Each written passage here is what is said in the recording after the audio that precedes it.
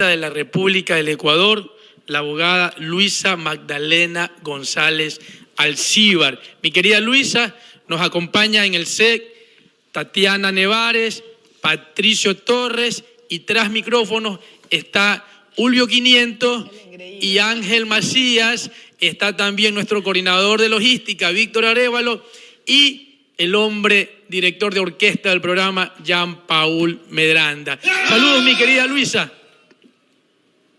Qué gusto estar con ustedes hoy día, querido Cristian, Patricio, Tatiana, Jean-Paul también. Qué gusto estar con todos los que nos están siguiendo a través de las redes sociales. Un abrazo inmenso y de vuelta pues a mi querido programa. Así es, este es su programa, como usted muy bien lo ha señalado, mi querida Luisa.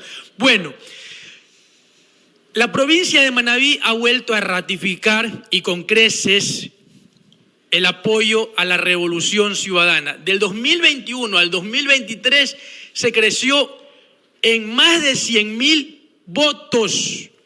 Más de 100.000 votos, es una cosa de locos, de respaldo a la Revolución Ciudadana. ¿A qué se debe esto, mi querida Luisa? Bueno, creo que más allá de que Manabí es una tierra agradecida, también es el saber que el único proyecto que nos puede devolver ese futuro y esa esperanza es la Revolución Ciudadana, ¿no? Manabí vivió un antes y un después de la Revolución Ciudadana que marca una historia para nuestra provincia. Las carreteras, nadie iba a hacer turismo en Manabí exactamente por las carreteras que era una suerte de bache tras bache, huecos, no habían puentes, bahía, se hizo ese puente que nadie creyó que se podía hacer, que fue una aspiración siempre de los manavitas. Yo recuerdo cuando Sixto Durán Ballén ganó la presidencia, nosotros decíamos, por fin vamos a tener el puente de Bahía. Nunca nos llegó el puente de Bahía, tuvo que venir la Revolución Ciudadana para tener esa obra, ¿no? Y no solo eso, fueron infraestructuras como hospitales, tenemos el hospital de especialidades de Puerto Viejo, que lamentablemente no lo han puesto a trabajar en toda su capacidad. El hospital del IES de Manta, las atenciones en todo lo que es el sistema de salud, pero también las diálisis que no existía antes. La gente que tenía problemas renales simplemente fallecía porque el costo es muy alto. La seguridad, transformamos a Ecuador en el segundo país más seguro de Latinoamérica. El apoyo al agro, ¿no? Nunca se vio tan beneficiado el sector agricultor, ganadero, pesquero, si no fue con la Revolución Ciudadana. Y bueno, Manabí es una tierra agradecida y me puedo quedar mencionando las obras la noche entera. Oiga, mi querida Luisa, bueno, vamos entonces a entrar porque mucha gente, muchos sectores quieren escuchar cuáles son las propuestas que tiene la futura presidenta del Ecuador, Luisa González. Me han pasado algunas preguntas, por ejemplo, cómo los compañeros del sector pesquero artesanal que se van a reunir, me dijeron, el día 28 y 29 de este mes y van a hacerle llegar un documento a usted porque el pronunciamiento es que van a respaldar el binomio de la Revolución Ciudadana. Pero ellos quieren escuchar qué propuestas hay desde la Revolución Ciudadana para este sector de la pesca artesanal. Bueno, he tenido varias reuniones con los compañeros del sector de la pesca artesanal. En efecto, ha llegado una invitación, ¿no? Estoy segura de que podamos asistir porque ya habían compromisos previos agendados, pero estoy haciendo el intento, viendo cómo modificamos la agenda también allí. Mire, la pesca artesanal con la Revolución Ciudadana creció en seguridad. ¿Qué les vamos a devolver? ¿Qué les vamos a dar ahora? Primero, los créditos productivos a través de Ban Ecuador. Aquellos que tienen las deudas con Ban Ecuador, que han hecho esa adquisición de los motores fuera de borda, que han sido víctimas de la extorsión de las vacunas y que les han robado en alta mar la piratería, pues vamos a condonar esas deudas que son hasta $10,000. El resto, si es que tienen una deuda más grande, se refinanciará para apoyarles y que siga este sector. Pero no solamente es eso, también hay que fortalecer la seguridad. En su momento compramos las lanchas rápidas para poder tener el control en el mar con la Marina. Vamos a fortalecer todo lo que es la fuerza pública para garantizar la seguridad en el Estado. Y ahí quiero hacer un alto. Nuestros hermanos en el sector de la pesca artesanal salen a pescar y en todo el sector, en toda la costa ecuatoriana, donde están los pescadores artesanales, son víctimas de extorsión, que son las vacunas, y la piratería. Vamos a transformar este país maravilloso en un país seguro. Ya lo hicimos una vez con la Revolución Ciudadana y fuimos el segundo país más seguro de la región. Hoy vamos a trabajar para convertir a Ecuador en el primer país más seguro de la región latinoamericana. ¿Por qué? ¿Cómo lo vamos a hacer? Primero, vamos a tener una inversión de $500 millones en seguridad, a volver a rehabilitar las UPCs, las UBCs, a comprar el equipamiento para la Policía Nacional, para las Fuerzas Armadas, para que patrullen también el mar. Vamos a hacer esa inversión pública que va a fortalecer la fuerza pública. También hay que depurarla, ojo, pero volver a fortalecer la institucionalidad y que nuestros hermanos del sector pesquero se sientan seguros y puedan cumplir con su función, que es tan vital porque es con lo que llevan el alimento a su casa. Vamos a depurar también la fuerza pública. Es increíble, pero el 53% de la población confiaba en la Policía Nacional en la década ganada. Hoy ese porcentaje está alrededor del 30%, es decir, hemos perdido la confianza en la fuerza pública. Vamos a devolver esa confianza en la fuerza pública a través del fortalecimiento, porque ahora mismo, ¿qué nos está pasando? Que los delincuentes ellos sí tienen combustible, vehículos, lanchas. Nuestros policías no tienen el equipamiento, no tienen chalecos, no tienen equipos de antibalas, no tienen equipos de comunicación, gasolina, etcétera. Todo eso va a ser fortalecido por el Estado. Lo vamos a fortalecer desde el gobierno central, otorgando el presupuesto, pero no solamente eso, sino cumpliendo con el uso de esos recursos, que no se ha cumplido actualmente. Y no solo eso, vamos también a trabajar en el sector social. Mira, tienes dos aspectos que son importantes de tratar. Tienes la delincuencia común y el crimen organizado. Cuando hablamos de delincuencia común, allí está los robos, la extorsión, vas caminando por la calle, el robo a personas, estás en tu domicilio, robo a domicilios. Ya, eso de ahí también se combate combatiendo la pobreza y que es la causa, ¿no?, desde donde se genera violencia. Cuando aumenta el desempleo, cuando aumenta la pobreza, aumenta la violencia. ¿Qué vamos a hacer? Vamos a generar empleo, a fortalecer el sector productivo, el sector privado, con créditos productivos. Vamos a devolver a nuestros hijos a las aulas de clase. Son tantas las áreas en las que vamos a trabajar que las puedo mencionar. Por ejemplo, ya yendo hacia el tema de educación. Devolver a nuestros niños a las aulas de clase es fundamental. Ha bajado la tasa de escolaridad. Mi querida Luisa, te interrumpo ahí porque usted ha puesto ahí un punto bastante sensible en temas de educación, que es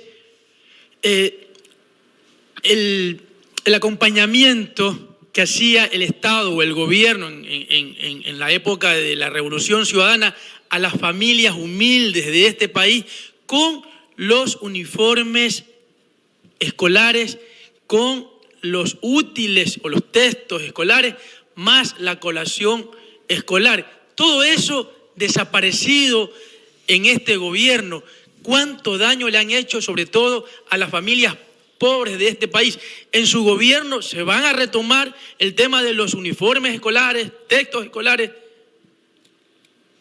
Mira, Cristian, cuando hablamos de devolver a nuestros niños a las aulas de clase, hablamos de que primero vamos a fortalecer las unidades educativas del milenio, a rehabilitarlas, muchas están abandonadas, devolver los niños a las aulas de clase. ¿En qué condiciones? Primero, no se puede seguir cobrando a los padres una cuota para arreglar las escuelas. Eso nos corresponde a nosotros como gobierno central. Segundo, el desayuno escolar. Y cuando hablo de desayuno escolar, no solamente hablo de la alimentación de nuestros niños, hablo que debe ser de calidad y hablo del sector ganadero, de esos pequeños ganaderos a los que no les están pagando el precio justo de la leche. Vamos nosotros a comprar esa leche para alimentar a nuestros niños y a la vez fortalecemos el sector ganadero. ¿De qué también hablamos? Que vamos a darles uniformes. Y cuando digo uniformes para los niños, no solamente es que nuestros niños van a tener su ropita, es también trabajar con la economía popular y solidaria, que el 70% está integrado por mujeres, y vamos a fortalecer allí el sector productivo de esa economía popular y solidaria. Vamos generando empleo, generando puestos de trabajo, generando condiciones dignas de vida, y vamos así también sacando a las familias de la pobreza. Fíjate cómo está todo relacionado, ¿no? Educación, empleo, desarrollo. Eso es lo que tiene que trabajarse de una forma integrada en el Estado. Nada está aislado, todo está relacionado, y para eso se trabaja en conjunto, en equipo. Querida Luisa, buenas tardes. Qué gusto tenerte nuevamente con nosotros en tu radio. Quisiera recuperar un poco sobre la línea económica, y hay un tema que nadie habla y que también es un impedimento para el desarrollo de muchos pequeños empresarios y cualquier ciudadano del país, que es una central de riesgo. Yo creo que recuerdan este tema de la central de riesgo, que hasta este momento no se soluciona y hay mucha gente que no puede ser beneficiaria de créditos. ¿Qué hacer con esa central de riesgo, querida Luisa? Bueno, aquí vamos a trabajar en varios aspectos. Primero, los deudores, ¿no? Vamos a ir por allí. Hay muchos hermanos del sector agropecuario que tienen deudas con Banecuador y por ende están en la central de riesgos. ¿Qué vamos a hacer allí? Vamos a condonar las deudas con Banecuador hasta $10,000. El resto, si es que la deuda supera los $10,000, vamos a reestructurarla, refinanciar esa deuda, y así los vamos también sacando de la central de riesgo. ¿Para qué? Para que puedan seguir siendo sujetos de crédito, desarrollando su actividad productiva. Mira, lo peor que nos podría pasar en el sector agropecuario es que nuestros agricultores pierdan la tierra. ¿Qué hace el Estado con tierras? Los agricultores en la pobreza, quién sabe, sin la migración, engrosando las líneas de pobreza del país. No, vamos a fortalecer el sector agropecuario, no los vamos a dejar solos, vamos a trabajar en conjunto para levantar este sector tan importante, y estamos revisando también cómo ayudamos a los jóvenes, a nuestros jóvenes que fueron sujetos de créditos, ¿no? Créditos a través del instituto, de lo que es del ex-IES, que es lo que más se conoció. Sí. Y que no han podido pagar esos créditos, y que hoy están en la central de riesgos, y que no pueden trabajar porque están en esa central de riesgo. Estamos trabajando en ver cómo también se puede liberar de ciertos tramos de deuda a nuestros jóvenes para sacarlos de esa central de riesgo y que puedan ejercer una actividad productiva. Estimada Luisa, ¿cómo estás? Muy buenas tardes. Un abrazo a la distancia. Yendo por ese lineamiento que estamos hablando específicamente de los jóvenes, ¿qué proyecto tiene usted para los mismos, viendo el impedimento que tienen para ingresar a las universidades? Mira, destrozaron todo el sistema educativo, ¿no? Actualmente vivimos bajo un presidente de la República que ofreció eliminar la CENESID, que ofreció eliminar el examen de ingreso al CENESID. ¿Sabes lo que le hicieron? Nunca le dieron libre ingreso a la universidad, nunca eliminaron el CENESID. Lo que hicieron fue eliminar el presupuesto a las universidades, eliminar las becas, y no eliminaron el examen. Ahora los jóvenes tienen que dar un examen por cada universidad. Antes era un solo examen y todos tenían el acceso a cualquier universidad, a la que quisieran. Actualmente es un examen por universidad. Les causaron un mayor problema. Eso es lo que pasa cuando eliges para la presidencia de la República a una persona improvisada que sabe manejar una empresa privada, un banco, pero que no sabe cómo funciona el Estado, que tiene otra lógica. El Estado lo que tiene que hacer es garantizar los derechos de los ciudadanos. No es lo mismo la empresa privada que lo que es el gobierno nacional, que es manejar los ministerios, la política pública. Lo destrozaron todo. Vamos a devolverles a los jóvenes todo lo que es el presupuesto a las universidades, el presupuesto para que las universidades puedan acoger más jóvenes. Segundo, vamos a abrir carreras virtuales para que nuestros jóvenes puedan acceder a carreras en horarios que tal vez no les son factibles, digamos, en la noche. ¿no? Tal vez muchas chicas y chicos pueden estudiar en la noche, pero por el nivel de peligrosidad que hay en el país, no pueden desplazarse. Pues bien, vamos a crear carreras virtuales para que puedan acceder a la universidad desde la seguridad de sus hogares mientras vamos construyendo a Ecuador como un país seguro. Pero también porque en las aulas de clase de las universidades no hay el suficiente espacio físico para acoger a tantos jóvenes que se nos han quedado fuera del sistema educativo y que se ha hecho una gran brecha. Mientras vamos cerrando la brecha, vamos a abrir esas carreras virtuales. Presidenta, también hay jóvenes que se han quedado fuera del sistema educativo porque no alcanzaron a graduarse, no alcanzaron a ser bachilleres, porque desde la pandemia pues se rompió la continuidad de la educación, desertaron, hoy día pasan de los 18 años y no tienen acceso ni a trabajo digno, ni a la universidad porque no son bachilleres. Para nuestros jóvenes, vamos a hacer lo que es el bachillerato acelerado para que obtengan su título y puedan conseguir sus sueños, que puedan seguir estudiando. Presidenta, y una sugerencia, ¿por qué no optar por estos institutos de carreras medias? No, se me ocurre fontanería, carpintería, es decir, estos jóvenes también tienen la necesidad de reactivarse económicamente muy pronto, 2 años de estudios, 3 años de estudios, y tienen un emprendimiento que también los libera y libera al Estado, ¿no? Para que ellos puedan desarrollarse y tener una reactivación económica inmediata. Mira, vamos a hacerlo también institutos técnicos, tecnológicos, para que nuestros jóvenes se puedan profesionalizar en artes de oficio, y eso tiene que estar cruzado también con la industria. ¿Qué necesita la industria? Según el sector, según el lugar, no es lo mismo lo que necesita la Sierra Centro que lo que necesita la costa ecuatoriana. Así es. Entonces allí hay que trabajar en conjunto con la industria y ver qué carreras vamos a abrir, pero vamos a hacer las carreras tecnológicas. Mi querida presidenta, en la pandemia al sector del agro se le declaró héroe porque eran quienes ponían la comida en las mesas de los ecuatorianos. Mientras nosotros estábamos guardaditos, nuestros hermanos campesinos estaban labrando la tierra y poniéndonos los alimentos en nuestras mesas. Este gobierno de bueno, es que es la misma cosa. Este gobierno Moreno Lazo les quitó los subsidios agrícolas que los tenían con el gobierno de la Revolución Ciudadana, en KICS agrícola, en los subsidios a la uria, en ayudas en temas de tecnificación, etcétera. Les cerraron la UNA que servía para almacenar la gramínea y además para regular el precio en el mercado. Es decir, destruyeron el agro. ¿Qué tiene la Revolución Ciudadana de nuevo para reactivar el agro? Disculpen que estoy emocionado. Para reactivar el agro. Bueno, lo primero es que vamos a rehabilitar las dunas, ¿sí? Son tan necesarias, no es cualquier tipo de almacenamiento, es un almacenamiento estratégico de alimentos, ¿no? No es simplemente guardar, es una estrategia también para mantener el precio.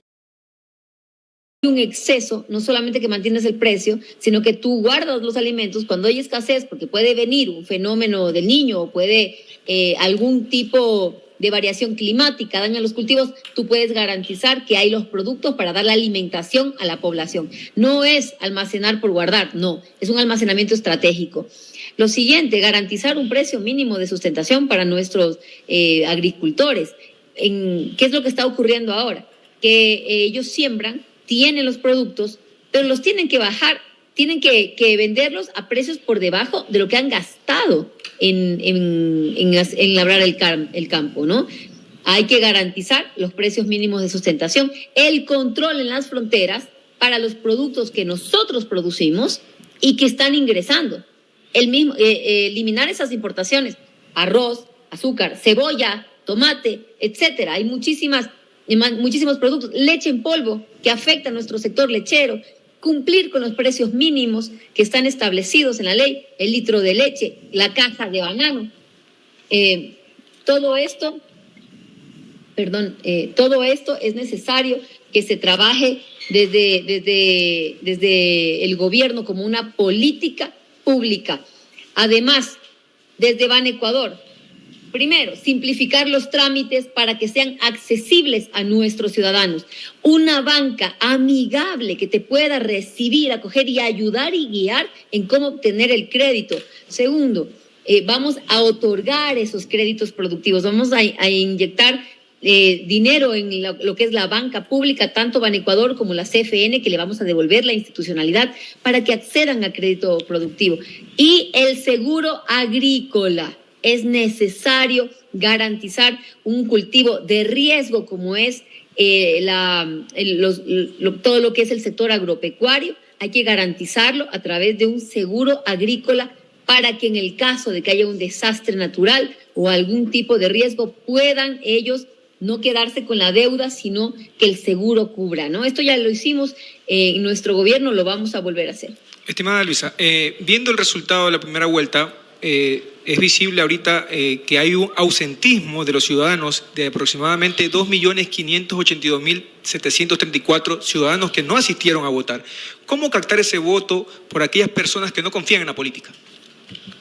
Bueno, es fundamental decirle a todos los ecuatorianos que el voto es un ejercicio fundamental en estos momentos de la historia, porque es el continuar con este modelo neoliberal, con este modelo que nos dejó, que ofreció, ¿no? Que ofreció a maestros, a médicos, a funcionarios públicos, a agricultores, a jóvenes, condiciones dignas de vida y que falló.